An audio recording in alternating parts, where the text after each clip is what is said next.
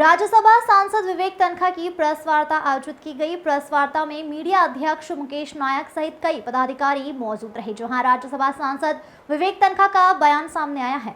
उन्होंने कहा कि आज संविधान और लोकतंत्र खतरे में है, इसे केवल जनता ही बचा सकती है। वहीं भी चुनाव में वोट डाल के आखिर बीजेपी 400 पार का नारा इसलिए लगा रही है क्योंकि बीजेपी संविधान में बदलाव करना चाहती है। भारत का संविधान एक बेहतरीन संविधान है। भारत का संविधान लोकतांत्रिक, प्रजातांत्रिक और अभिव्यक्ति की आजादी देता है, पर आज कोई खुलकर बोल नहीं सकता। पीसीसी चीफ जीतू पटवारी का बयान सामने आया है। उन्होंने कहा है कि बीजेपी में सरकारी माफिया काम कर रहे हैं, विपक्ष के माफियाओं को पार्टी ज्वाइन करा रहे हैं। बीजेपी ने बड़ी संख्या में विधायक और सांसदों का दल बदल कराया है। कई राज्यों की चुनी हुई सरकारें गिराई गई है। जहां आज बहस संविधान को बचाने की है। मोदी जी असलियत में शोमैन है।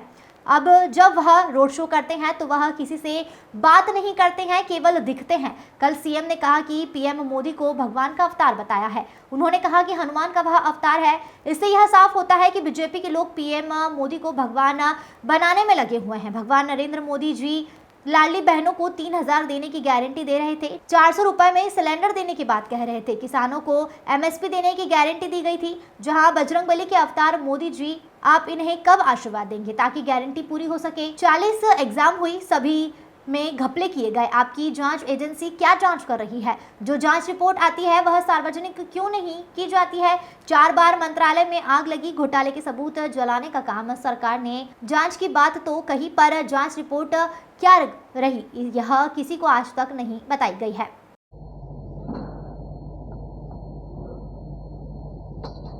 मैं आप सबका स्वागत करता हूं। अभी विवेक तनखा जी ने बड़ी डिटेल में आपको ये समझाने की कोशिश की कि 75 साल की इस अमृत काल में जिसकी मोदी जी खूब बखान करते थे, बहस से इस देश में संविधान बचाने की। 75 साल के इस अमृत काल में 10 साल बाद जब मोदी जी का शासन हो गया, विकसित भारत की वो जब बात करते हैं, जब लोकतंत्र बचाने की बहस है, आरक्षण को बचाने की बहस है, बाबा साहब अम्बेडकर के विचार को जीने की, जिए या न जिए इसकी बहस है, मीडिया के फ्रीडम की, मीडिया के पहरे की, मीडिया को गोदी मीडिया, मोदी मीडिया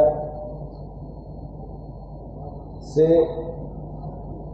उपाधि दी जाने लगी, इसकी बहस है। वोट के अधिकार की बहस है। देश में 17 सरकारें मोदी जी के 10 साल में गिराई गई। 500 से ज़्यादा विधायक खरीद फरोख्त हुए या दल बदल हुए। 200 से ज़्यादा सांसद दल बदल हुए या खरीद फरोख्त हुए। मतलब लोकतंत्र की मूल भावना की भी रक्षा की बहस है। सरकारी माफिया, हर तरह के माफियाओं के नाम सुना था आपने। एक शराब माफिया है, एक भू माफिया है, एक शिक्षा माफिया है। कई तरह के माफियाओं के बाद एक सरकारी माफिया काम करता है, जिसका काम सिर्फ विपक्ष के नेताओं को अपने दल में ले जाना, वो चाहे किसी भी रूप में कितना भी करप्ट और क्राइम करने वाला व्यक्ति क्यों नहीं है, अगर वो विपक्ष में है तो सरकारी माफिया का काम है कि वो उसको अपने दल में भर्ती कराए। साथियों, आज मोदी जी का रोड शो है, रोड शो। मोदी ओरिजिनल में शोमैन, मोदी शोमैन का रोड शो। जब वो शो करते हैं तो फिर वापस मीडिया से भी बात नहीं करते, जनता से भी बात नहीं करते, सिर्फ दिखते हैं ईश्वर जैसे। बीजेपी के मुख्यमंत्री ने कल कहा वो तो बजरंगबली का अवतार है। हमारे शिवराज जी ने कहा भगवान का अवतार। बीजेपी के लोग उनको भगवान बनाने पे तुले। भगवान, मोदी भगवान से सवाल है कुछ, क्योंकि कल ही बजरंगबली का अवतार, बजरंगबली की जयंती पे हमारे मुख्यमंत्री, पर्ची वाले मुख्यमंत्री ने कहा। तो भगवान के अवतार 3 बार आपसे हमने पूछा कि 3 बार आप मध्य प्रदेश आए, मध्य प्रदेश की जनता के सवाल है, उनके उत्तर दो। भगवान के शो में नरेंद्र मोदी भगवान जैसे, उनसे मेरा अनुरोध है कि 1,29,00,000 लाडली बहनाएं थी जिनको आपने 1,000 रुपया चुनाव से पहले कहा था, चुनाव के बाद 3,000 रुपये देंगे, ये मोदी गारंटी थी। आज तक वो काम चालू नहीं हुआ। नरेंद्र मोदी भगवान, बताओ ये आशीर्वाद कब दोगे इन बहनों पे आप? उन्हीं बहनों को आपने कहा था कि आवास योजना से भी आपको जोड़ेंगे, आपको उज्ज्वला के 450 के गैस सिलेंडर से भी जोड़ेंगे। तीनों ईश्वर जैसे नरेंद्र मोदी, जरा ये आशीर्वाद इन बहनों पर कब आएगा? बताओ, मध्य प्रदेश की बहनें पूछना चाहती हैं। आपने 76% किसान जो गेहूं और धान बोते हैं, उनसे नरेंद्र मोदी जी आपने गारंटी दी थी कि 2700 का गेहूं खरीदेंगे, 3100 का धान खरीदेंगे। आपके पर्ची वाले मुख्यमंत्री को, आपकी पार्टी को सांप सूंघ गया है। बेहोशी की दवा ले लिए इस सवाल को। संपट भूल जाते हैं ये जब किसान ये पूछता है कि 2700 का क्या हुआ। 5 लाख मेट्रिक टन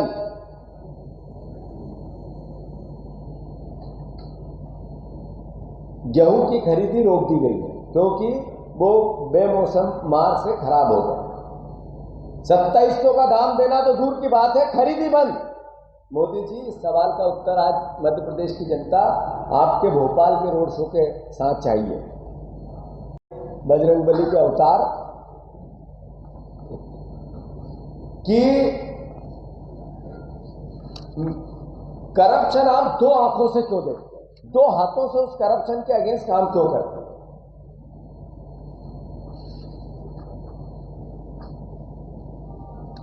हमारे मध्य प्रदेश में 265 लोक आयुक्त ने, शिवराज जी के लोक आयुक्त ने छापे डाले, बीजेपी के नेताओं पे कार्रवाई, अधिकारियों पे की। उसमें से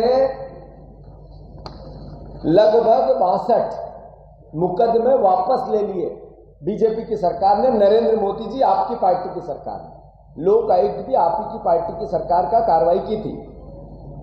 क्या कारण है मुकदमे लेने का? क्या करप्शन के अगेंस्ट लोक आयुक्त गलत है, आपकी सरकार गलत है? फिर जो बचे हुए मुकदमे हैं उन पर कार्रवाई कब होगी? सरकार क्यों अनुमति नहीं दे रही मुकदमे चलाने की? देश के प्रधानमंत्री जी, बजरंगबली के अवतार, जरा ये बताओ आप, प्रदेश के लोग करप्शन के अगेंस्ट आपकी जो लड़ाई है उसमें इस नजरिए का क्या संदेश है आपका इस जनता के लिए? आदरणीय मोदी जी, आपको यह भी बताना पड़ेगा कि मध्य प्रदेश में अभी पटवारी परीक्षा हुई। एक बेटी को मध्य प्रदेश की राजधानी याद नहीं थी, वो टॉपर थी। परीक्षा एग्जाम में जांच हुई, जांच की रिपोर्ट क्या है, अंतोगत्वा क्या हुआ, उसको मध्य प्रदेश के सामने नहीं आ पाई, न मीडिया के सामने आ पाई रिपोर्ट। ऐसी 40 एग्जाम हुई, 40 में घपले। व्यापम जैसा कलंक जिसमें 50 लोग मर गए, कई अभिभावक जेल चले गए। 40 एग्जाम में पर्चे लीक होना, करप्शन होना, पैसे की लेन देन होना आम बात हो गई। क्या आपकी सीबीआई और ईडी या इंडिपेंडेंट संस्था इन सब बातों की जांच करेगी क्या? और इस पे क्या नजरिया मेरे देश के भगवान के अवतार प्रधानमंत्री का? आदरणीय मुख्यमंत्री जी, हमारे मध्य प्रदेश के पूर्व, उन पर भी लोकायुक्त की जांच अनुमति की अपेक्षा है, शिवराज सिंह जी पर। क्या मेरे प्रधानमंत्री में हिम्मत है कि ये कहे कि ये मेरे मध्य प्रदेश का पूर्व मुख्यमंत्री करप्ट है, इस पर लोकायुक्त की जांच है, यहां कराओ? बताएंगे हमारे प्रधानमंत्री? इलेक्टोरल बॉन्ड, बाकी बातें तो आ गई है सामने, पर मैं मध्य प्रदेश के संदर्भ में कुछ बातें कह रहा हूं। इलेक्टोरल बॉन्ड में कुछ चौंकाने वाले खुलासे हुए। 30 से ज्यादा ऐसी कंपनियां हैं जिसपे छापेमारी, ठीक राजनीतिक दलों के छापेमारी के बाद ठीक राजनीतिक दलों को चंदा दिया, उसमें 86% बीजेपी को दिया।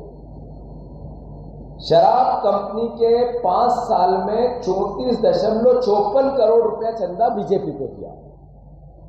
इन कंपनियों ने, शराब कंपनियों जो मध्य प्रदेश से संबंधित है, कोलकाता की केसल लीक ने 7.5 करोड़ रुपया दिया।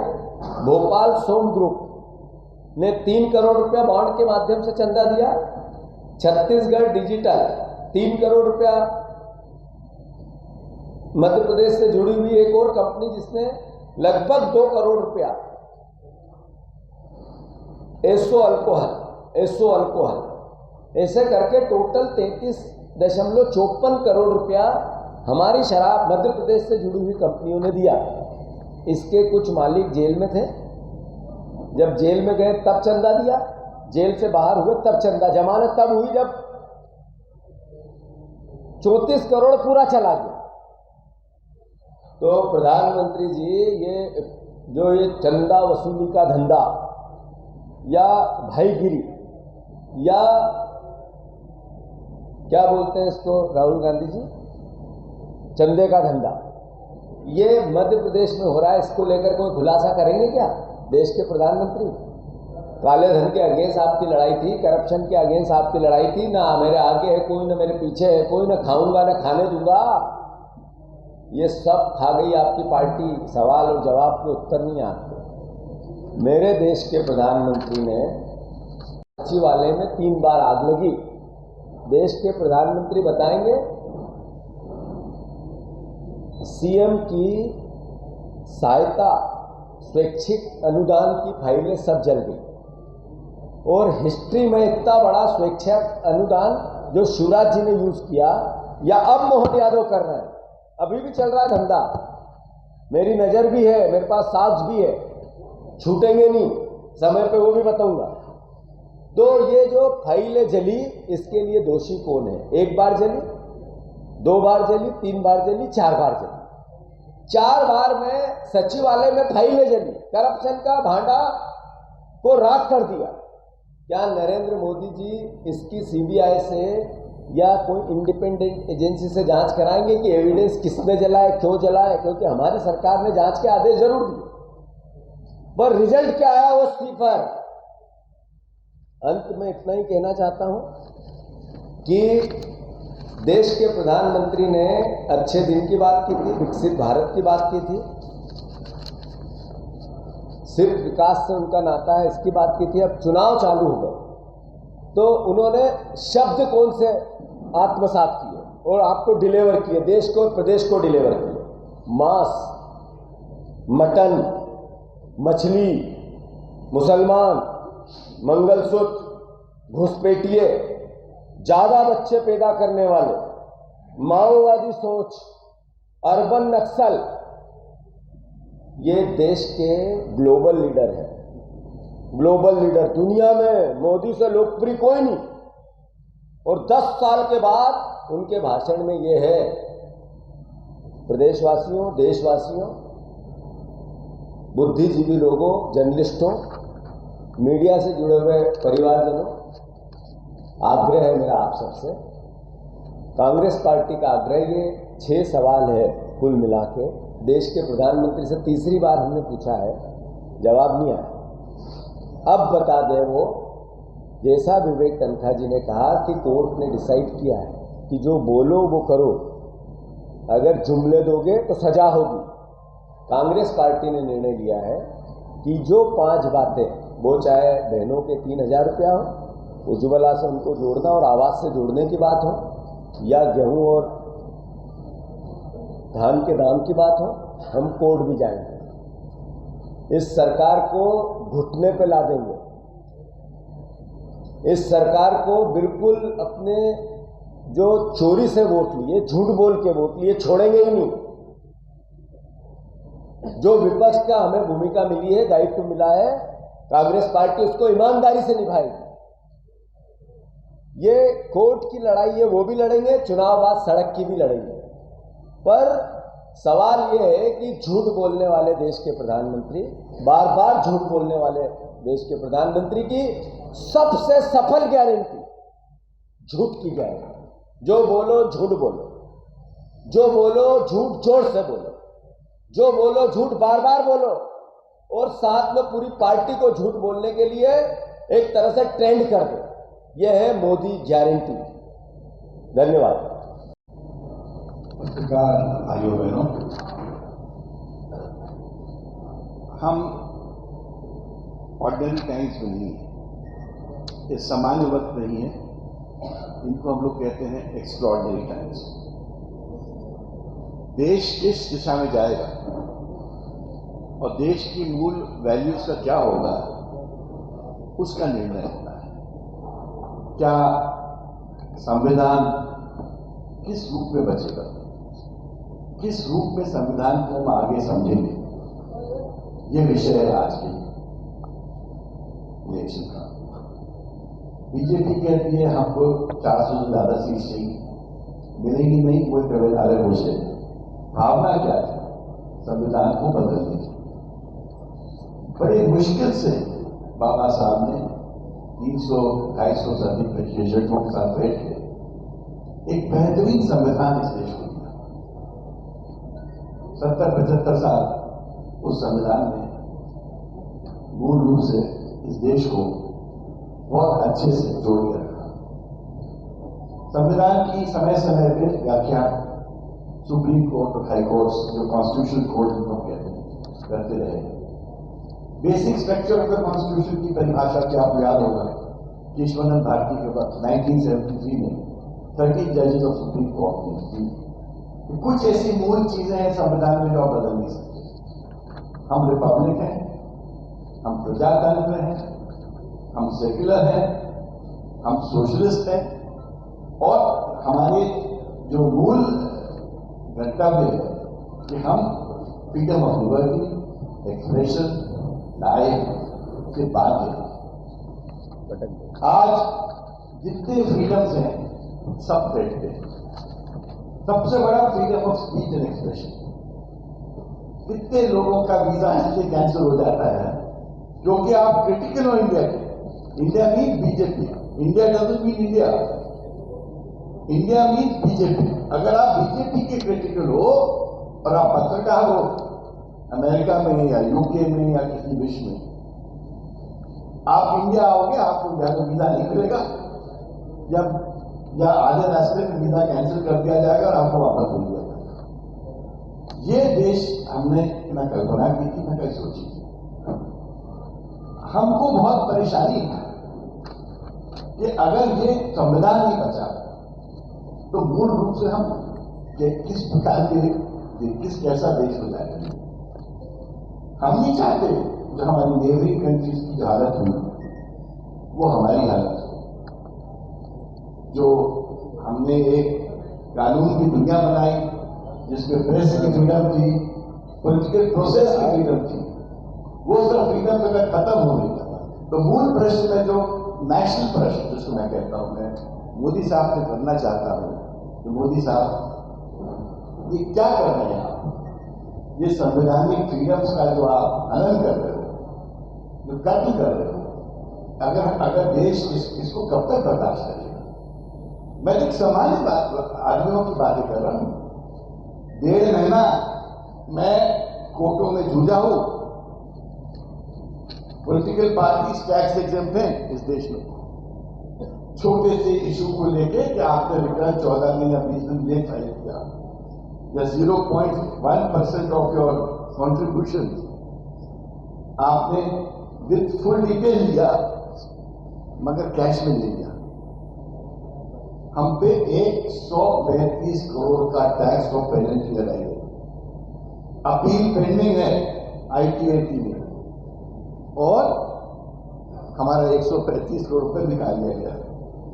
हम कहते रह गए कि 20% टैक्स ले लो हमसे, जो कि सामान्य रूप से दिया जाता है और स्टे मिल जाता है, बट इंडियन नेशनल कांग्रेस को 20% जमा करने पे स्टे मान्य नहीं था। हम हाईकोर्ट के पास भी गए, वहां भी हमको निराशा हुई।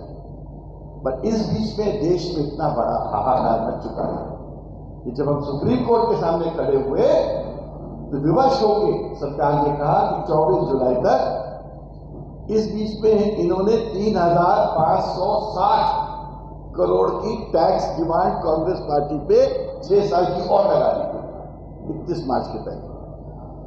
वो भी हमने चैलेंज की, वहां भी हमको शुरू में निराशा मिली। कहने का मतलब है कि आज हमको कभी भी लगता है कि हमारे संवैधानिक इंस्टीट्यूशन क्या हमको बचा पाएंगे। क्या बीजेपी विपक्ष में थी, ये सुप्रीम कोर्ट और हाई कोर्ट बीजेपी की लीडर को बचाते थे कि नहीं बचाते थे? क्यों बचाते थे? क्योंकि फ्रीडम, उनको पता था कि अगर वो अच्छा जजमेंट देंगे, संवैधानिक जजमेंट देंगे, विपक्ष को बचाएंगे, इस पे उनको प्रताड़ित नहीं किया जाएगा। सबसे बड़ा मूल प्रश्न है कि अगर आप बीजेपी की विचारधारा से जुड़े नहीं हो तो शायद आपको देश में कोई भी बड़ा पद नहीं मिल सकता। ये संविधान की मंशा नहीं थी। संविधान की मंशा थी हर वर्ग, हर जेंडर, हर किस्म के व्यक्ति जो सक्षम है, जो क्वालिफाइड है, उसको पूर्ण रूप से अपॉर्चुनिटी मिलनी चाहिए। हमको आज भी याद है पीपल लाइक पीएल हक्सर, जो इनको इंडियन फॉरेस्ट सर्विस में, आपको याद है इंडियन फॉरेस्ट सर्विस के ऑफिसर थे, बड़े ऐतिहासिक, बड़े भारी सलाहकार होते थे इंदिरा जी के। उनको उस वक्त इसलिए अपॉइंटमेंट नहीं मिलने वाला था कि उनका बैकग्राउंड कॉमरेड का था। उन दिनों में कॉमरेड होना फैक्चरेबल था इंटेलेक्चुअल्स के लिए। ऑक्सफोर्ड में और बड़े बड़े यूनिवर्सिटीज में कम्युनिस्ट माइंड होते थे यंग लोग। जवाहरलाल नेहरू को जब ये बात पता चली, उन्होंने कहा ये this can not be a disqualification, कि आप कॉमरेड हो तो इसको अच्छी आपको कोई पद नहीं मिलेगा, मगर आज आप कॉमरेड हो जाओ और मुझे दिखा दो कौन सा नेशनल पद आपको मिल सकता है। बड़ी विचारने की बात है, सोचने की बात है। तो इसीलिए मैं आज की शुरुआत कर रहा हूं, मैं कह रहा हूं संविधान खतरे में है, हमारा प्रजातंत्र खतरे में है, हमारा जनतंत्र खतरे में है। और अब इस प्रजातंत्र और जनतंत्र को खाली जनता बचा सकती है, और वो भी इलेक्शन के माध्यम से। मुझे आज आखिरी में बताना चाहता हूं, मुझे वो मैं तो यंग लड़का था, 75 की बात है, इमरजेंसी आई, मैं तो इमरजेंसी का विरोधी था दिल से। और मेरे पिता ने जो जज थे हाई कोर्ट के, उस वक्त जो पहला जजमेंट इमरजेंसी के against Madhya Pradesh high court ने दिया था, जो ऐतिहासिक जजमेंट है, ये शिवकांत शुक्ला वर्सेस एडीएम जबलपुर, वो मेरे पिता और एपी से, जस्टिस एपी से डिलीवर किया था।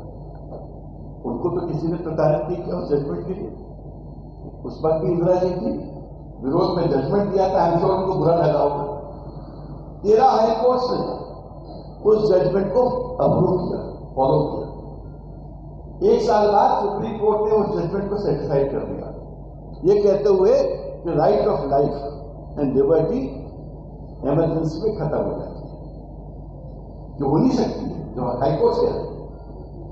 41 साल बाद जस्टिस चंद्रचूड़ ने अपने पिता के इस ऐतिहासिक भूल को करेक्ट किया और कहा, मेरे पिता ने जो 1976 में एडीएम जबलपुर का जजमेंट दिया था, जिसमें मध्य प्रदेश और अड़ा हाई कोर्ट के फैसले को दरकिनार किया था, वो एक गलत व्यू थी। Freedom of life, security of life and liberty कभी भी खत्म नहीं की जा सकती। लोगों, ये हमारा इनहेरेंट राइट है to live and to live with respect and dignity. और आखिरी में मैं ये बोलना चाहूंगा, बहुत सारे इश्यूज हैं जो एक के बाद एक हमारे जामवार यशस्वी अध्यक्ष, वो उनकी बोलने की शैली भी बहुत अच्छी है, मैं तो बहुत अप्रिशिएट करता हूँ उनको।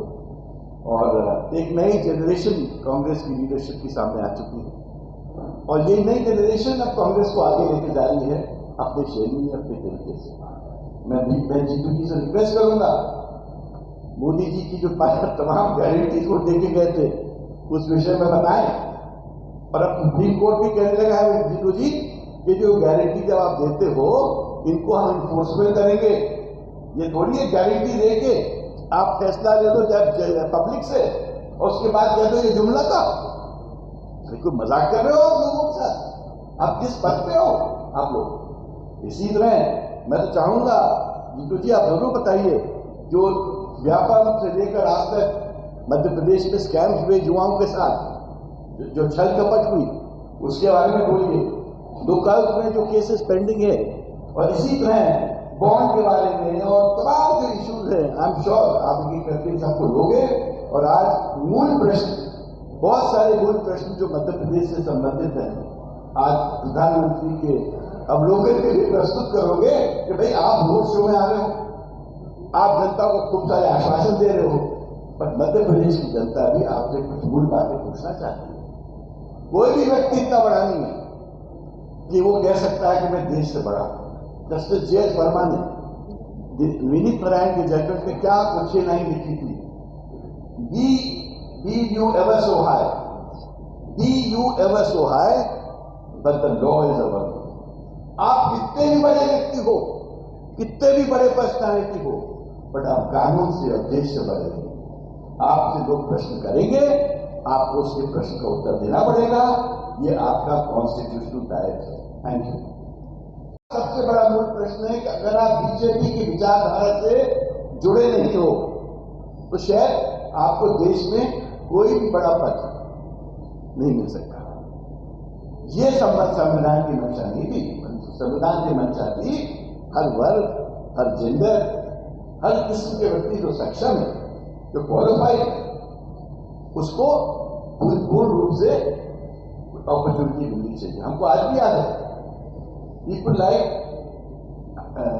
बीएन अक्सर, जो इनको इंडियन फॉरेस्ट सर्विस में, आपको याद है, इंडियन फॉरेस्ट सर्विस के ऑफिसर थे, बड़े ऐतिहासिक, बड़े भारी सलाहकार होते थे इंदिरा जी के। उनको उस वक्त इसलिए अपॉइंटमेंट नहीं मिलने वाला था कि उनका बैकग्राउंड कॉमरेड का था। उन दिनों में कॉमरेड होना फैक्टरेबल था इंटेलेक्चुअल्स के लिए। ऑक्सफोर्ड में और बड़े बड़े यूनिवर्सिटीज में कम्युनिस्ट माइंड होते थे यंग लोग।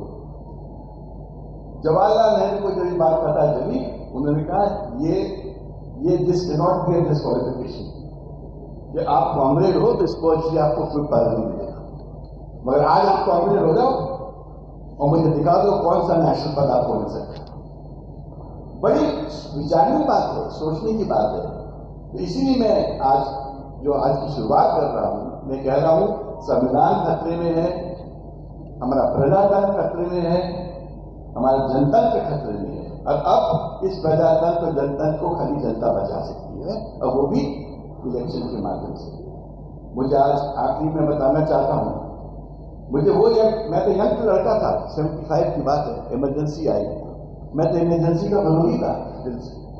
और मेरे पिता ने, जो जस्टिस हाईकोर्ट के उस वक्त, जो पहला जजमेंट इमरजेंसी के अगेंस्ट मध्य प्रदेश हाईकोर्ट ने दिया था, जो ऐतिहासिक जजमेंट है, ये लिए शिवकांत शुक्ला वासी एडीएम जबलपुर, वो मेरे पिता और एपी से, जस्टिस एपी से डिलीवर किया था। उनको तो किसी ने प्रताड़ित नहीं किया उस जजमेंट के लिए। उस वक्त भी इंदिरा जी थी, विरोध में जजमेंट दिया था, हम उनको बुरा लगा होगा।